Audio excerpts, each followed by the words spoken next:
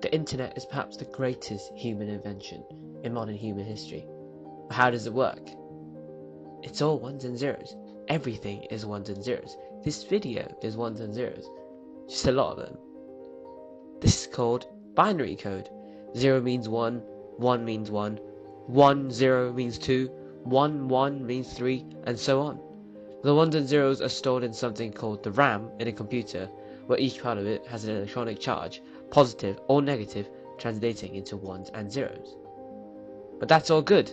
But how does your computer access the ones and zeros that aren't on your hard disk or your RAM, like this video or website? Your computer is connected to something called a local area network, which is usually a personal Wi-Fi network in your home or school or workplace. In a local area network, LAN, everything is sent through a wireless router. All the ones and zeros, the things you see on your phone or computer, they go through the router out to the wider world.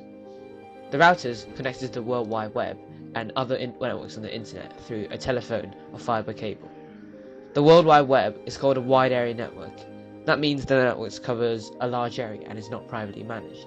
On this World Wide Web, there are many web servers that host different websites, which are at the deepest layer, all ones and zeros. Basically, the internet's a big galaxy, star, universe, whatever this is. So each very small star shape represents a local area network. That could be your network and the devices connected to that router. And then they're connected to bigger wide area networks represented by the bigger shapes. These wider area networks could be a country domain, .cn, .jp, .us, or even just the World Wide Web. But wait, how do all these different networks, different computers, different domains, how do they know how to communicate? That's why network protocols exist. They're basically common languages that allow computers and devices on the internet to communicate. They essentially dictate how these servers, routers, computers, and phones process ones and zeros to communicate. These protocols can also allow for authentication and firewalls, among other purposes.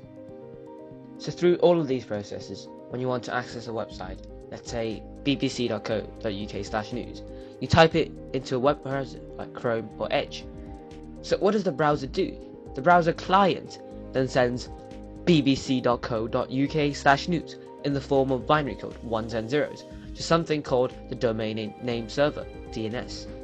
This DNS then converts the website address to something called an IP address by mapping it.